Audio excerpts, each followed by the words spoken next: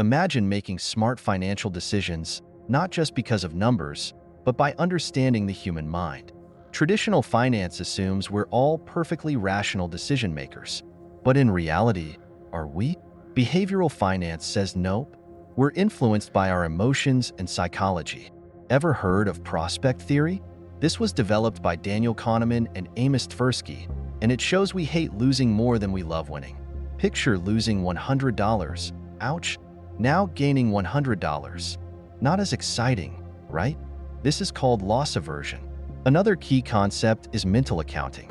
We often treat money differently depending on where it comes from or how we plan to use it. For instance, we might splurge with a tax refund but be very cautious with our salary. Now let's talk about heuristics, our brain's shortcuts.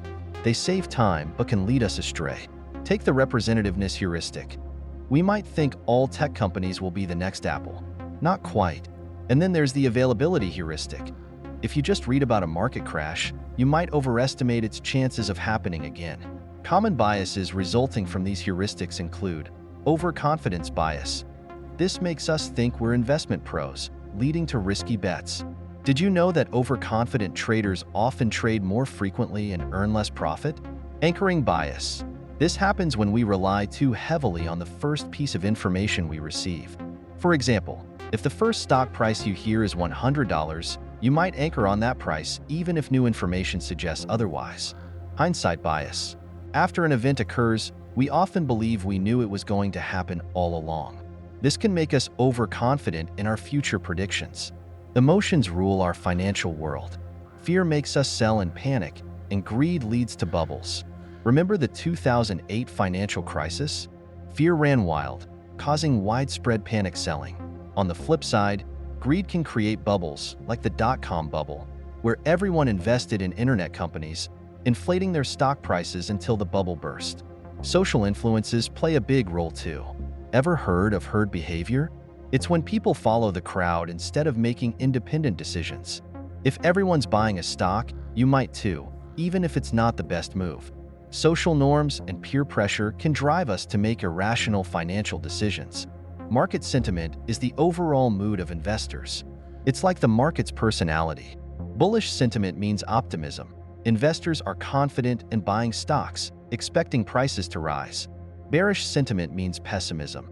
Investors are cautious, selling stocks, and expecting prices to fall.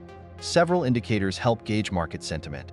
Market indexes, movements in major stock indexes like the S&P 500 give us a sense of the overall market mood. Volatility index, VIX known as the fear gauge. It measures market volatility expectations. High VIX values indicate high fear and uncertainty. Put/call ratio. This ratio compares the number of put options to call options. A high put/call ratio suggests bearish sentiment, while a low ratio indicates bullish sentiment.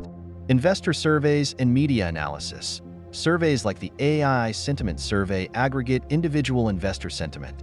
Media analysis helps us understand the prevailing market mood.